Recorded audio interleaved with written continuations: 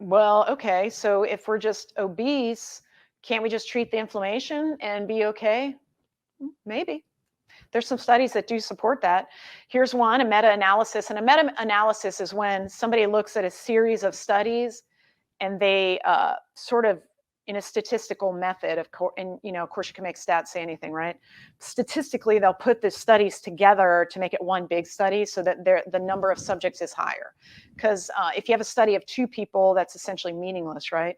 But if you have a study of 200,000 people, now we're starting to get some actual data.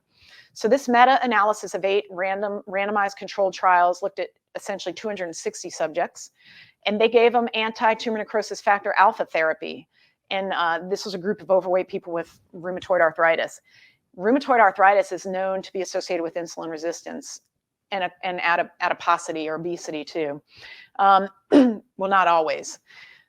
So in this study, when they gave the people with rheumatoid arthritis the anti-TNF alpha therapy, there was a reduction in their insulin resistance. The control of the inflammation, in this case, by controlling the cytokine TNF alpha, did help.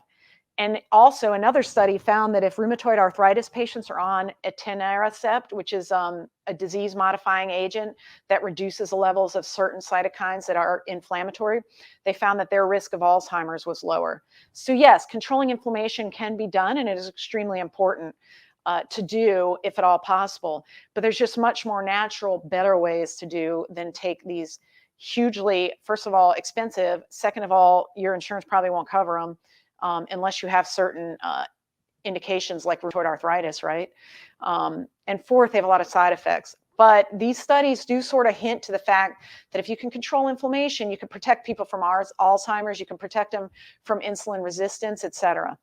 Another double-blind placebo-controlled trial of an interleukin-1 beta inhibitor. Remember, interleukin-1 beta is another one of those adipokines, another one of the inflammatory cytokines.